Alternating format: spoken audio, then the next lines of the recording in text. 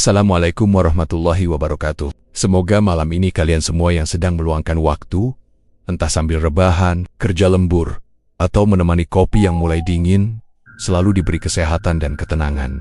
Terima kasih sudah kembali menyempatkan diri hadir di sini. Seperti biasa, sebelum kita masuk ke cerita, pastikan tombol like sudah ditekan, tuliskan pendapat kalian di kolom komentar. Dan jangan lupa subscribe agar tidak ketinggalan kisah-kisah lain yang akan menemani malam kalian. Cerita yang akan kita dengarkan kali ini berangkat dari hal yang sangat dekat dengan keseharian. Sesuatu yang mungkin pernah kalian dengar suaranya di malam hari. Lewat perlahan di gang sempit, dengan aroma yang hangat dan menenangkan. Tentang sebuah sepeda tua, kukusan kecil yang mengepul, dan seorang lelaki sederhana yang hanya ingin hidupnya berjalan sedikit lebih ringan dari hari ke hari.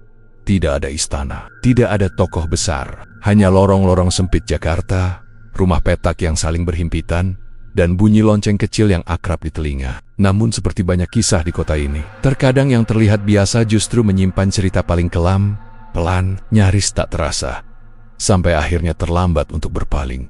Mari kita mulai kisah ini. Sebuah cerita tentang uap, harapan dan harga yang tak pernah benar-benar murah. Setiap malam, setelah azan maghrib mereda dan suara televisi mulai bersahutan dari balik dinding rumah petak, Samin mengeluarkan sepedanya dari sudut kontrakan. Sepeda tua itu sudah banyak karat di rangka, cat hijaunya mengelupas, tapi masih setia. Di belakangnya terikat kukusan kecil dari aluminium, panci adonan, dan tabung kecil arang. Semua diikat rapi dengan tali rafia yang sudah beberapa kali diganti. Samin selalu berangkat dengan gerakan yang sama, mengecek rem, menggoyang lonceng kecil di setang, lalu menarik napas panjang sebelum mengayuh masuk ke gang sempit. Gang itu tak pernah benar-benar sepi. Selalu ada suara sendok beradu dengan gelas, obrolan ibu-ibu yang belum selesai, atau anak-anak yang masih bermain meski langit sudah gelap. Putu. Suara itu tak pernah keras, tapi cukup untuk dikenal. Lonceng sepeda berbunyi pelan, kring-kring, menyusup di antara bau gorengan, asap rokok, dan sesekali wangi pandan dari kukusannya sendiri. Warga gang sudah hafal wajah Samin. Ada yang memanggilnya Mas Putu, ada pula yang hanya mengangguk sambil tersenyum. Samin selalu membalas dengan ramah. Ia tak banyak bicara, tapi senyumnya mudah keluar. Tangannya cekatan menuang adonan kecetakan bambu, menabur gula merah, lalu menutup kukusan. Uap putih naik perlahan, menghangatkan wajahnya yang lelah. Anak-anak biasanya datang paling dulu. Mereka berdiri melingkar, menunggu dengan sabar, atau kadang tidak sabar sama sekali. "Mas, 2 ya?" kata seorang bocah sambil menyodorkan uang kertas yang sudah lecek. "Iya, tunggu sebentar," jawab Samin. Suaranya tenang. Malam demi malam berjalan hampir sama. Kadang dagangan cepat habis, kadang masih tersisa hingga lewat Isya. Jika sepi, Samin akan terus mengayuh, masuk ke gang berikutnya, lalu gang setelah itu. Jakarta terasa luas sekaligus sempit baginya. Banyak orang, tapi masing-masing sibuk dengan urusannya sendiri. Sesekali, Samin berhenti di bawah lampu jalan yang redup, sekadar mengusap keringat di pelipis. Badannya pegal, bahunya sering terasa berat, tapi ia jarang mengeluh. Dalam pikirannya, selama sepeda masih bisa dikayuh dan kukusan masih mengepul, ia harus terus jalan. Saat melewati rumah-rumah petak, ia sering melihat pemandangan yang sama. Seorang bapak tertidur di kursi plastik, ibu-ibu melipat baju, atau televisi yang volumenya terlalu keras. Semua tampak biasa, hidup sederhana yang terus berulang. Ketika jam mendekati 9 malam, suara gang mulai berubah. Anak-anak pulang, obrolan menipis, dan hanya tersisa suara motor lewat di ujung jalan besar. Dari keyohan, terdengar deru kereta yang melintas. Getarannya halus tapi terasa. Samin biasanya berhenti sejenak sebelum pulang. Duduk di atas sadel, menghitung uang hasil jualan. Tak pernah banyak, cukup untuk makan besok. Kadang lebih, kadang pas-pasan. Ia menghela napas pelan, lalu kembali mengayuh di Yujenggeng. Lonceng sepedanya berbunyi sekali lagi. Bagi warga, bunyi itu hanyalah tanda malam semakin larut. Bagi Samin, itu adalah penutup hari. Sebuah rutinitas sederhana yang ia harapkan tak pernah berubah. Beberapa minggu terakhir, langkah Samin terasa lebih berat dari biasanya. Bukan karena sepedanya semakin tua, melainkan karena ada beban lain yang ikut ia kayuh setiap malam. Dagangan yang dulu sering habis sebelum jam 9, kini kerap tersisa. Kukusan masih mengepul, tapi tak selalu ada yang menunggu. Samin mulai hafal titik-titik sepi. Gang yang biasanya ramai anak-anak, kini hanya dilewati angin malam. Ia tetap berhenti, tetap membunyikan lonceng, tapi suara itu sering kembali padanya tanpa jawaban. Kadang ada 1-2 pembeli, kadang tidak sama sekali. Di rumah, Istrinya lebih sering terbaring. Batuknya tak kunjung reda, napasnya pendek-pendek. Setiap kali Samin pulang, istrinya selalu bertanya hal yang sama. "Laku, Ming?" Samin mengangguk, meski tak sepenuhnya benar. Ia tak ingin menambah beban pikiran istrinya. Biaya berobat terus bertambah. Obat dari puskesmas terasa tak banyak membantu, sementara dokter praktik meminta biaya yang tak sedikit. Samin menyimpan semua catatan kecil itu di saku celana. Kertas-kertas kusut berisi angka yang semakin sulit ia pahami. Belum lagi kontrakan. Pemilik rumah sudah 2 kali mengingatkan. Nada bicaranya masih sopan, tapi matanya tak lagi sama. Ada hitungan di sana. Ada kesabaran yang menipis. Samin hanya bisa mengangguk, menjanjikan sesuatu yang bahkan ia sendiri belum yakin bisa dipenuhi.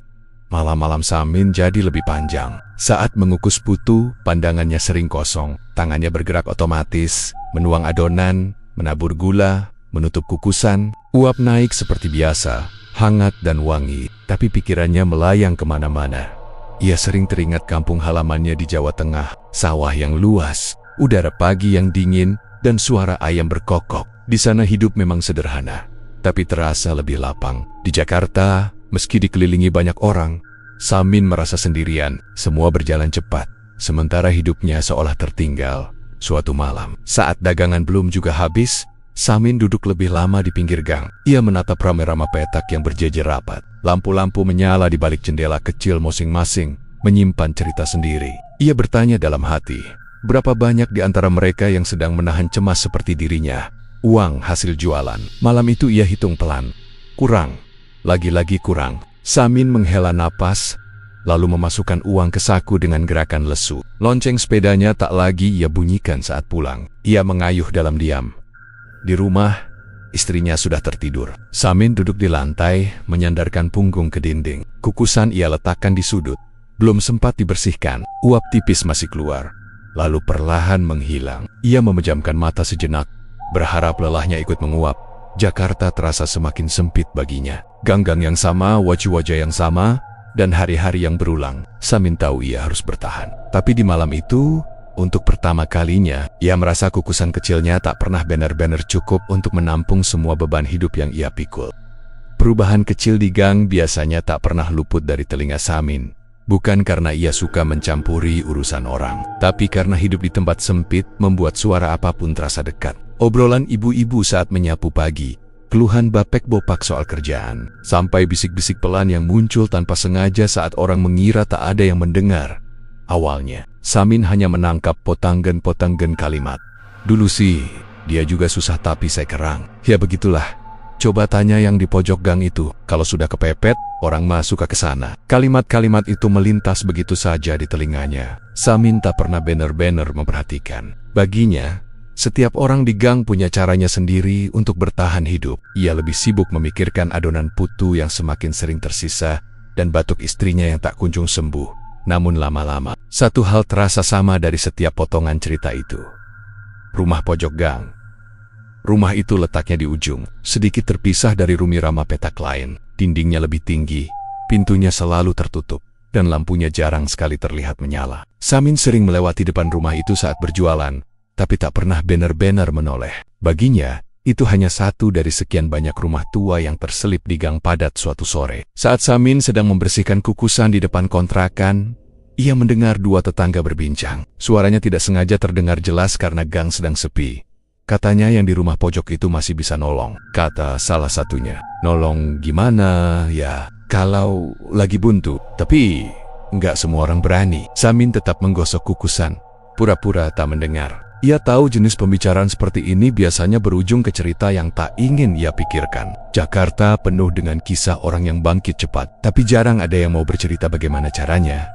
Malam itu, saat berjualan, Samin kembali melewati rumah pojok. Gang di sekitarnya lebih gelap dari biasanya. Lampu jalan di dekat situ sering mati, entah rusak atau memang jarang diperbaiki. Samin melajukan sepedanya perlahan. Loncengnya berbunyi pelan, memantul di dinding gang. Ia tak melihat apa-apa yang aneh. Pintu tetap tertutup. Tidak ada suara, tidak ada gerakan. Tapi entah kenapa, ia merasa langkahnya sedikit mempercepat saat melewatinya. Beberapa hari kemudian, nama rumah itu muncul lagi. Kali ini dari mulut pemilik kontrakan yang sedang berbincang dengan tetangga lain. Nada suaranya lebih rendah, seolah topik itu tak pantas dibicarakan terlalu keras. Samin mulai merasa janggal. Bukan takut, tapi penasaran bagaimana mungkin satu rumah yang hampir tak pernah ia perhatikan bisa sering disebut oleh orang-orang yang sedang terdesak. Namun setiap kali pikiran itu muncul, Samin segera menepisnya. Ia masih percaya bahwa kerja keras dan kesabaran akan menemukan jalannya sendiri. Saat mengukus putu malam itu, Samin melamun lebih lama dari biasanya. Uap mengepul, menempel di wajahnya. Di sela kepulan itu, pikirannya teringat kembali pada rumah pojok gang. Pada pintu yang selalu tertutup dan lampu yang jarang menyala. Ia menggeleng pelan, seolah mengusir pikiran itu. Ngapain mikirin begituan? Gumamnya pada diri sendiri. Namun meski ia berusaha tak peduli, nama rumah itu terus saja muncul. Dari mulut berbeda, waktu berbeda. Dengan nada yang hampir selalu sama, pelan, hati-hati, dan penuh makna. Dan tanpa Samin sadari, sesuatu yang awalnya hanya ia dengar sambil lalu, perlahan mulai menetap di pikirannya. Pertemuan itu terjadi pada malam yang biasa saja. Tidak ada tanda, tidak ada firasat aneh, bahkan tidak ada niat dari Samin untuk mencari apapun selain pembeli terakhir sebelum pulang. Langit Jakarta malam itu redup, sisa gerimis membuat gang lembab dan licin. Dagangan Samin masih tersisa setengah kukusan, sesuatu yang belakangan menjadi pemandangan biasa. Ia berhenti di dekat rumah pojok gang, tempat yang belakangan sering ia dengar namanya. Meski tak pernah ia datangi, bukan karena tertarik, melainkan karena roda sepedanya terasa berat dan kakinya mulai gemetar. Ia memutuskan beristirahat sejenak, menyandarkan sepeda di dinding. Saat itulah pintu rumah pojok terbuka.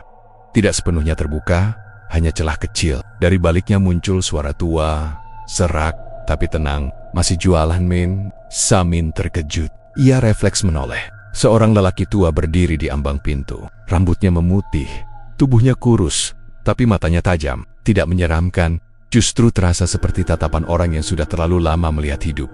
"Iya, Pak," jawab Samin sopan. Ia heran bagaimana orang tua itu tahu namanya. "Masuk angin kalau malam begini," kata si lelaki, sambil membuka pintu sedikit lebih lebar. "Istirahat sebentar nggak apa-apa." Samin ragu, namun tubuhnya memang lelah. Ia menuntun sepedanya masuk, hanya sampai teras. Rumah itu sederhana, lebih tua dari rumah-rumah lain, tapi rapi. Tidak ada bau aneh, hanya bau tanah basah dan kayu tua. Mereka duduk berhadapan. Lelaki itu tak banyak bertanya, hanya mendengarkan. Entah bagaimana, Samin mendapati dirinya bercerita tentang dagangan yang sepi, istri yang sakit, dan hidup yang terasa makin sempit. Ia sendiri heran kenapa ia bisa bicara sejauh itu pada orang asing. "Semua orang punya ujian masing-masing," kata lelaki itu pelan. "Kadang kita hanya perlu ikhtiar lewat jalan yang belum pernah dicoba." Samin terdiam. Kalimat itu sederhana, terdengar seperti nasihat biasa. "Apapun jalannya," lanjut lelaki itu, "selama niatnya bertahan hidup dan tidak menyakiti orang, itu urusan antara manusia dan Tuhannya." Tidak ada kata pesugihan, tidak ada janji kekayaan. Hanya pembicaraan tentang usaha, tentang simbol-simbol alam, tentang keseimbangan. Lelaki itu menyebut malam Jumat Kliwon, tanah, uap, dan pengembalian, tanpa pernah menjelaskan secara gamblang maksudnya. Samin mendengarkan sambil mengangguk, meski tidak sepenuhnya paham. Semua terasa samar, seperti berbicara tentang mimpi. "Ini bukan jalan pintas," kata lelaki itu menutup pembicaraan. "Anggap saja ikhtiar lain, tapi setiap ikhtiar punya tata caranya." Malam itu Samin pulang dengan kepala penuh. Tidak ada ritual yang dilakukan, tidak ada perjanjian yang diucapkan, hanya satu pesan yang terus terngiang di pikirannya. Setiap yang diambil harus dikembalikan. Di rumah, Samin salat lebih lama dari biasanya. Ia memohon ampun, memohon petunjuk dalam hatinya. Ia masih merasa ini hanya kebetulan, pertemuan biasa dengan orang tua yang bijak. Namun jauh di dalam dirinya, Samin tahu, malam itu bukan sekadar singgah untuk beristirahat. Ada sesuatu yang telah bergerak, pelan dan nyaris tak terasa, menyeretnya ke jalan yang tak pernah ia rencanakan. Perubahan itu tidak datang dengan suara keras, tidak ada mimpi aneh, tidak ada tanda dari langit. Semuanya terasa biasa saja, terlalu biasa. Bahkan pada malam pertama setelah pertemuannya dengan lelaki tua di rumah pojok, Samin kembali berjualan seperti biasa. Ia menata kukusan, menyalakan arang, lalu mengayuh sepedanya masuk ke gang yang sama. Namun malam itu, sesuatu terasa berbeda. Belum sampai 10 menit, dua anak sudah memanggilnya dari ujung gang. Mas Put." Samin berhenti, tersenyum, lalu mulai mengukus. Anak-anak itu tak pergi setelah membeli. Mereka menunggu duduk di pinggir gang, seolah yakin akan ada putu berikutnya. Tak lama, seorang ibu keluar dari rumah lalu satu lagi. Uang berpindah tangan dengan cepat. Kukusan yang biasanya masih menyisakan adonan kini kosong sebelum jam 8 malam. Samin sempat terdiam, menatap cetakan bambu yang bersih. Malam berikutnya terjadi lagi. Bahkan lebih ramai. Anak-anak menunggu sebelum Samin datang. Beberapa warga tersenyum lebar saat melihatnya. Seperti menyambut orang yang sudah lama ditunggu. Sekarang putunya makin enak ya mas, kata seorang ibu. Samin hanya tertawa kecil. Ia tidak mengubah resep apapun. Uang di sakunya terasa lebih tebal. Untuk pertama kalinya setelah sekian lama, ia bisa membeli obat yang lebih mahal untuk istrinya tanpa menghitung koin satu persatu. Batuk istrinya perlahan mereda. Setiap selesai salat, Samin bersyukur lebih lama. Dalam hatinya, ia yakin doanya akhirnya didengar. Namun di balik rasa lega itu, detail-detail kecil mulai mengusik.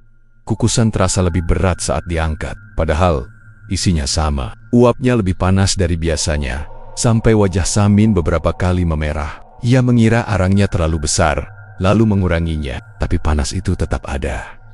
Suatu malam, saat gang sedang sepi dan Samin berhenti sebentar untuk minum, lonceng sepedanya berbunyi sendiri. Kring, Samin menoleh cepat. Tidak ada angin, tidak ada yang menyentuh setang. Ia tersenyum canggung, menepuk setang sepedanya. Mungkin longgar, gumamnya. Hal-hal kecil itu ia abaikan. Baginya, hidup sedang baik, terlalu baik untuk dipertanyakan. Setiap malam Jumat Kliwon, ia teringat pesan lelaki tua itu. Ia mengikuti petunjuk samar yang ia pahami dengan caranya sendiri, mengembalikan uap pertama ke tanah, menunduk sebentar sebelum mulai berjualan. Gang semakin akrab dengan kehadirannya. Anak-anak menunggu dengan sabar. Warga menyapa lebih ramah. Bahkan pemilik kontrakan tersenyum saat Samin membayar sebagian tunggakan.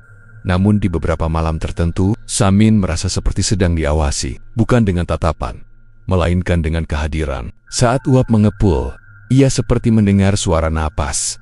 Pelan, berat, bercampur dengan desis kukusan. Setiap kali ia mendekatkan telinga, suara itu menghilang. Ia mulai pulang lebih larut. Kadang lupa lelah, kadang lupa waktu. Kukusan selalu kosong, tapi rasa capeknya tidak berkurang. Seolah ada sesuatu yang ikut berjalan bersamanya setiap malam. Samin tetap bersyukur. Ia memilih percaya bahwa semua ini hanyalah hasil dari kerja keras dan doa yang akhirnya bertemu jalan. Ia tidak tahu, atau mungkin tidak ingin tahu, bahwa di balik putu yang selalu habis itu, ada sesuatu yang mulai ikut menunggu bersamanya di setiap sudut gang. Perasaan itu mulai datang ketika Samin benar-benar sendirian. Bukan saat gang ramai. Bukan ketika anak-anak berkerumun menunggu putu matang. Perasaan itu muncul di sela-sela malam, ketika dagangan hampir habis dan gang kembali lengang. Saat hanya ada bunyi arang berderak pelan dan uap yang naik perlahan dari kukusan. Suatu malam, ketika Samin berhenti di bawah lampu jalan yang temaram, ia mencium bau yang tidak biasa. Bukan bau pandan, bukan gula merah, melainkan aroma tanah basah. Seperti setelah hujan deras, padahal malam itu kering. Bau itu tipis, tapi jelas, menyelinap di antara uap hangat. Samin menarik napas dalam-dalam. Ia menoleh ke sekitar. Kangkes, pintu-pintu tertutup, tidak ada yang aneh. Ia mengira mungkin tanah di sela paving masih lembab. Ia melanjutkan mengukus. Saat itulah ia mendengarnya. Bukan suara jelas, lebih seperti napas berat, teratur, seolah seseorang sedang berdiri sangat dekat. Terlalu dekat, napas itu muncul bersamaan dengan desis kukusan. Saat Samin menyingkap tutup kukusan, suara itu berhenti. Capek Min, capek, gumamnya. Mencoba menertawakan diri sendiri. Namun malam-malam berikutnya napas itu kembali. Selalu saat ia sendirian. Selalu saat uap mengepul paling pekat. Tidak pernah lama, tapi cukup untuk membuat bulu kuduknya berdiri di rumah. Istrinya mulai berubah. Ia sering terbangun tengah malam dengan keringat dingin. Matanya terbuka, tapi pandangannya kosong. Aku mimpi aneh, katanya suatu pagi. Mimpi apa? Tanya Samin sambil menyiapkan air hangat. Istrinya terdiam lama sebelum menjawab. Ada orang berdiri di dapur. Badannya hitam, tapi napasnya berat, kayak orang kecapekan. Samin menanggung, tapi ia segera tersenyum. Mungkin cuma mimpi, katanya. Kamu kebanyakan pikiran. Namun mimpi itu datang lagi. Dan lagi, selalu tentang dapur. Selalu tentang uap. Selalu tentang napas yang terasa dekat, tapi tak pernah terlihat jelas wajahnya. Samin mulai lebih sering salat malam. Ia duduk lama di sajadah, memejamkan mata, membaca doa-doa yang ia hafal sejak kecil. Ia memohon agar usahanya bersih, agar keluarganya dilindungi, Setiap selesai berdoa, dadanya terasa lebih ringan, tapi hanya sebentar. Ritual tetap ia jalani. Setiap malam Jumat Kliwon, ia mengingat pesan lelaki tua itu. Ia mengembalikan uap pertama ke tanah. Ia menunduk lebih lama. Ia tak pernah melewatkan satu pun. Dalam hatinya, ia meyakinkan diri bahwa selama ia patuh, semuanya akan baik-baik saja. Namun tubuhnya mulai memberi tanda lain. Tangannya sering pegal. Bukan seperti pegal biasa. Rasanya berat, seolah ia mengangkat sesuatu yang tak terlihat.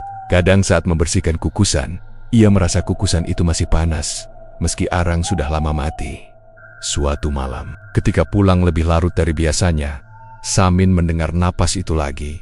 Kali ini dari dalam rumah. Ia berhenti di ambang pintu. Bau tanah basah menyambutnya. Min, istrinya memanggil dari kamar. Suaranya gemetar. Ada tidak. Samin menelan ludah. Ia melangkah masuk. Dapur kukusan sudah dingin. Tidak ada uap. Tidak ada siapa-siapa. Ia berdiri lama di sana, merasakan sesuatu yang tak bisa ia jelaskan. Ketakutan yang belum berbentuk, tapi mulai menetap. Namun seperti sebelumnya, Samin memilih diam. Karena di balik semua itu, dagangannya masih laris. Uang masih datang, hidup masih berjalan. Dan Samin belum siap bertanya, dari mana semua itu sebenarnya berasal.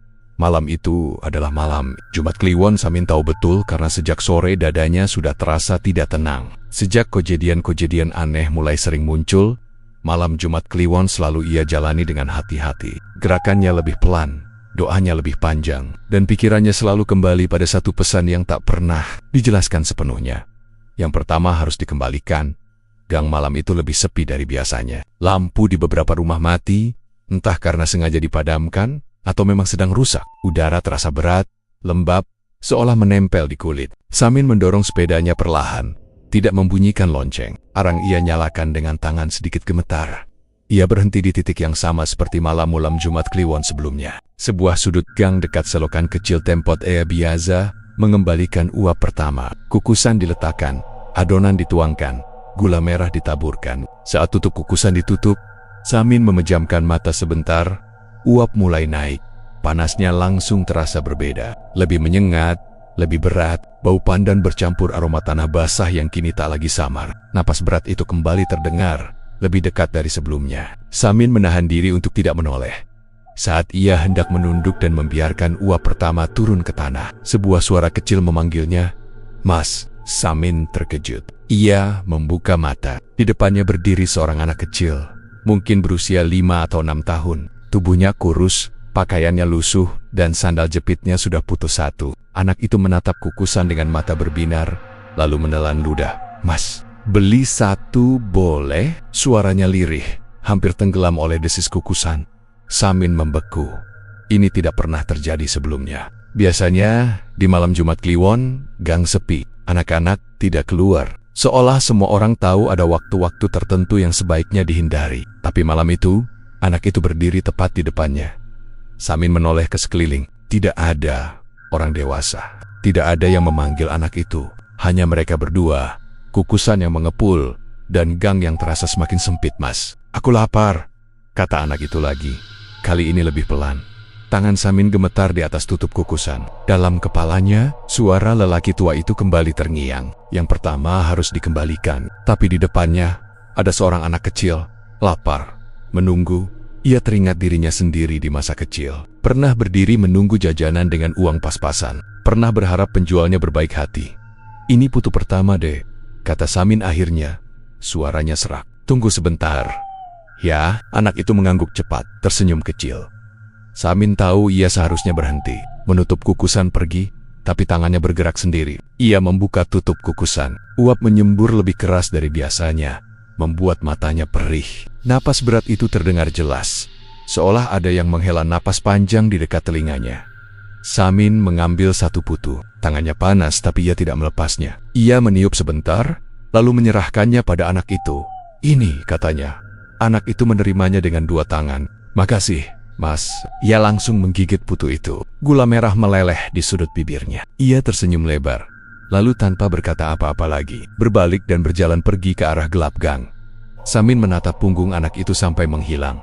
Saat ia kembali menoleh ke kukusan, uapnya berubah warna, tidak lagi putih. Ada semburat gelap di dalamnya. Bau pandan hilang, digantikan aroma tanah basah yang pekat. Napas berat itu berubah menjadi suara lirih, bukan jeritan, tapi seperti keluhan panjang yang tertahan. Lonceng sepedanya berbunyi sendiri sekali. Nyaring Samin mundur satu langkah, dadanya berdebar keras. Ia sadar pada detik itu juga bahwa ia telah melanggar sesuatu yang tak pernah benar-benar ia pahami. Dan seperti semua keputusan yang lahir dari rasa kasihan, akibatnya tak pernah datang seketika, melainkan pelan, dalam diam, dan tak bisa ditarik kembali. Sejak malam itu, Gang tidak pernah terasa sama. Awalnya hanya hal-hal kecil yang bisa Samin abaikan. Kukusan terasa panas meski arang belum dinyalakan. Saat ia menuang adonan, uap sudah lebih dulu naik, tipis dan gelap, seperti asap yang salah tempat. Samin mencoba menenangkan diri. Ia mengira tangannya gemetar karena kurang tidur. Namun malam demi malam, keanehan itu tak lagi bisa disangkal.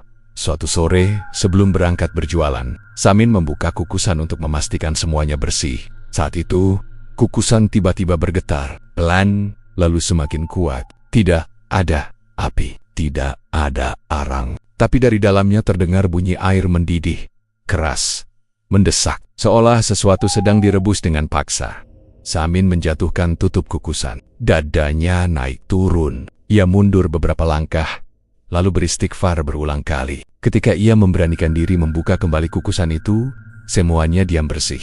Normal, ia tetap berjualan malam itu. Karena apa lagi yang bisa ia lakukan? Namun saat ia mengayuh sepeda masuk ke gang, perasaan asing langsung menyergapnya. Gang yang biasa ia lewati terasa lebih panjang, lebih sempit. Dinding rumah petak seperti merapat, membuat cahaya lampu jalan terlihat jauh. Suara langkah sepedanya menggema aneh. Samin membunyikan lonceng. Bukan bunyi kering yang biasa ia dengar. Yang keluar adalah suara melengking, panjang, seperti jeritan yang ditahan. Samin refleks menutup telinganya. Warga yang sedang duduk di teras menoleh cepat, lalu masuk ke rumah tanpa berkata apa-apa. Tidak ada anak-anak, tidak ada senyum, tidak ada yang memanggilnya. Beberapa ibu yang biasanya membeli putu hanya mengintip dari balik pintu, lalu menutupnya kembali. Seorang bapak yang biasanya menyapa hanya menunduk dan berpura-pura sibuk dengan ponselnya. Gang itu hidup, tapi Samin terasa tak lagi menjadi bagian darinya. Uap dari kukusan mulai menghitam, tidak pekat, tapi cukup untuk terlihat jelas di bawah lampu. Bau pandan lenyap, digantikan aroma tanah basah dan sesuatu yang pahit menusuk hidung. Samin mendengar suara-suara lirih, bukan dari satu arah, melainkan dari sekelilingnya, seperti bisikan yang tak membentuk kata. Sesekali, di antara bisikan itu, muncul jeritan pendek, cepat, nyaris seperti bunyi lonceng yang tercekik. Ia berhenti di depan rumah pojok gang. Lampu rumah itu mati total, tidak ada cahaya, tidak ada suara. Pintu tertutup rapat, lebih rapat dari sebelumnya. Dindingnya tampak lebih kusam, seperti telah lama kosong. Seolah rumah itu bukan rumah, melainkan bagian dari bayangan gang itu sendiri. Samin turun dari sepeda, kakinya gemetar. "Pak," panggilnya pelan. Tidak ada jawaban. Ia memanggil lagi, lebih, tetap tidak ada apa-apa. Rumah itu terasa dingin, asing, tidak ada tanda kehidupan. Bahkan bau kayu tua yang dulu ia cium pun hilang.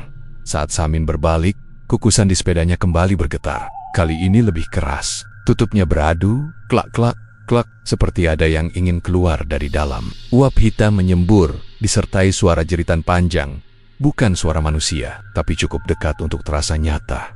Samin menjatuhkan sepedanya dan berlari. Ia tidak tahu kemana. Gang terasa berputar. Jalan yang ia kenal seumur hidupnya mendadak bercabang ke arah yang salah. Lampu-lampu mati satu persatu di belakangnya. Ketika akhirnya ia sampai di depan kontrakan, napasnya habis. Ia menoleh ke belakang. Gang kembali diam. Tidak ada uap, tidak ada jeritan. Sepedanya tergeletak beberapa meter dari pintu. Kukusan tertutup rapat, seolah tak pernah terjadi apa-apa. Namun keesokan harinya, Samin tahu satu hal pasti, warga mulai menghindar. Rumah pojok gang tak lagi disebut, dan sesuatu di gang itu telah berubah. Sesuatu yang tidak bisa ia perbaiki, tak peduli seberapa keras ia berdoa. Malam itu, Samin tidak berniat keluar rumah. Tubuhnya gemetar sejak sore. Kukusan ia biarkan tergeletak di sudut dapur tertutup Ken. Namun menjelang Isya, napas berat itu kembali terdengar. Bukan dari dalam kepalanya, melainkan dari dapur. Seperti seseorang berdiri terlalu dekat, mengembuskan napas lembab ke tengkuknya. Samin tahu, menghindar tidak lagi menjadi pilihan. Ia mengangkat kukusan. Beratnya bukan seperti benda mati. Seolah di dalamnya ada sesuatu yang ikut terangkat. Sepeda ia dorong keluar. Gang menyambutnya dengan sunyi yang tidak wajar. Tidak ada suara televisi. Tidak ada langkah kaki. Bahkan jangkrik pun diam. Saat Samin mulai mengayuh, gang terasa berubah. Jarak yang biasanya hanya beberapa puluh meter kini terasa memanjang. Lampu-lampu jalan berdiri lebih jauh dari biasanya. Dinding rumah petak merapat, membuat stang sepeda nyaris menyentuh kedua sisi. Udara semakin lembab, membuat napasnya berat. Kembalikan, suara itu tidak datang dari satu arah. Datangnya dari uap yang mulai keluar dari kukusan, dari tanah di bawah roda, dari dadanya sendiri. Samin berhenti, keringat mengalir deras. Ia turun dari sepeda, lututnya gemetar. Saat itu ia mengerti, pengembalian bukan soal uap, bukan soal tanah, bukan soal simbol yang ia pahami setingga-setingga. Ini penagihan. Tanah di gang mulai basah. Meski tidak hujan, lumpur tipis merembes dari selap paving. Roda sepeda tenggelam perlahan. Kukusan bergetar hebat, tutupnya terbuka sendiri. Uap hitam menyembur keluar, disertai suara jeritan panjang, bukan satu, melainkan banyak. Wajah-wajah samar muncul di antara kepulan uap. Anak kecil, ibu-ibu, orang-orang yang pernah tersenyum padanya. Mulut mereka terbuka, tapi yang keluar hanya napas berat dan suara mendidih. Samin terjatuh. Tangannya menyentuh tanah. Tanah itu hangat, hidup seperti bernapas bersamanya. Lumpur merayap naik ke lengannya, ke dadanya. Ia berteriak, tapi suaranya tenggelam di dalam gang yang kini sepenuhnya tertutup bayangan. Bukan aku cuma mau hidup. Doanya terputus oleh uap yang masuk ke mulutnya. Panas, pekat, manis. Seperti gula merah yang gosong. Ia merasakan tubuhnya berat. Sanggaber, seolah kukusan itu kini berada di dalam dadanya. Napasnya sendiri terdengar asing, berubah menjadi napas berat yang selama ini ia dengar. Gang menyempit sekali lagi, dinding ramah. Petak runtuh perlahan menjadi tanah basah. Lampu jalan padam. Dunia menyusut menjadi uap, lumpur, dan panas yang mendidih. Samin mencoba mengingat doa, tapi kata-kata itu mencair sebelum sempat keluar. Di detik terakhir kesadarannya, ia mengerti sepenuhnya. Yang dikembalikan bukan uap, bukan melainkan dirinya sedikit demi sedikit. Sejak malam pertama ia merasa dagangannya terlalu mudah. Uap mengepul tinggi, lalu turun perlahan. Tanah menutup. Gang kembali sunyi, seolah tidak pernah ada apapun di sana. Pagi itu, gang kembali menemukan suaranya. Seorang ibu menjerit lebih dulu. Suaranya memecah sunyi subuh, membuat pintu-pintu terbuka satu persatu. Warga berkerumun di ujung gang, tepat di tempat sepeda Samin biasa berhenti setiap malam. Samin ditemukan tergeletak di sana, tubuhnya kaku. Wajahnya membiru, dan mulutnya terbuka sedikit, dipenuhi adonan putu yang sudah menghitam, lengket, dan berbau manis yang aneh. Kukusan tergeletak di sampingnya, dingin, tapi bagian dalamnya basah seperti baru saja digunakan. Tidak ada luka, tidak ada tanda perkelahian, hanya kematian yang terasa. Salah tempat, istrinya pingsan saat melihatnya. Polisi datang, mencatat, memotret, lalu pergi dengan wajah bingung. Tidak ada saksi, tidak ada penjelasan masuk akal. Gang yang sempit dan penuh mata itu, malam sebelumnya, seolah sepakat untuk tidak melihat apapun. Beberapa hari kemudian, kehidupan perlahan kembali berjalan.